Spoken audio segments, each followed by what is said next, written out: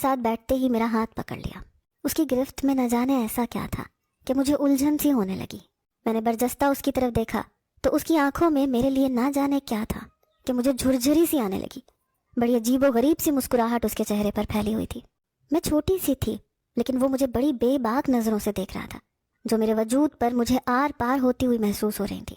میں نے اپنا ہاتھ چھڑوانا چاہا تو اس نے اور زور سے دبایا کہ میں چلانے لگی۔ میں نے کہا میرا ہاتھ چھوڑو، مجھے درد ہو رہا ہے۔ کہنے لگا چپ کر کے بیٹھی رہ، میرا جو جی چاہے گا وہ کروں گا، سمجھی؟ بڑا غصے والا شخص تھا۔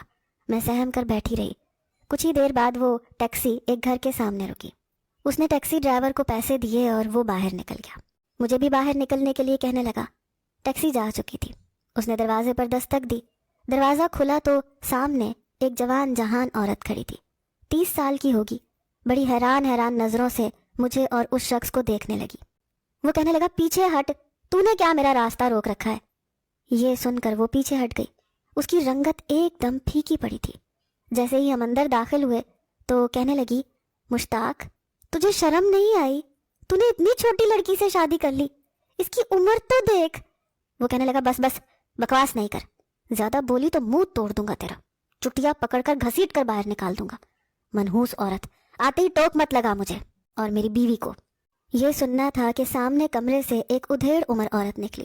سفید جوڑا پہن رکھا تھا، سر کے بال بھی سفید تھے۔ مجھے اور مشتاق کو دیکھ کر مشتاق پر چلانے لگی۔ کہنے لگی ارے او کمبخت، یہ کیا کر دیا تو نے؟ اتنی سی بچی سے شادی کر لی، تجھے شرم نہیں آئی؟ وہ کہنے لگا بس کر اماں، گناہ نہیں کیا ہے میں نے، شادی کی ہے کیونکہ مجھے وارث چاہیے۔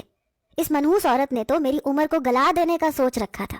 پچھلے 10 سال سے اسے پال رہا ہوں لیکن اس نے مجھے ایک بھی وارث پیدا کر کے نہیں دیا۔ مجھے بھی اپنے بڑھاپے کا سہارا چاہیے۔ عورت کہنے لگی کمبخت، بڑھاپے کے سہارے کے لیے تجھے یہ کم عمر بچی ملی تھی؟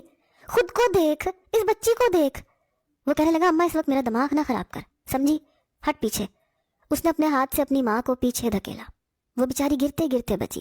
اس کی پہلی بیوی نے فوراً سے اس بوڑھی عورت کو پکڑ کے سہارا دیا۔ دونوں عورتیں روئے جا رہی تھیں۔ وہ شخص میرا ہاتھ پکڑ کر مجھے کمرے میں لے گیا۔ میں تو کچھ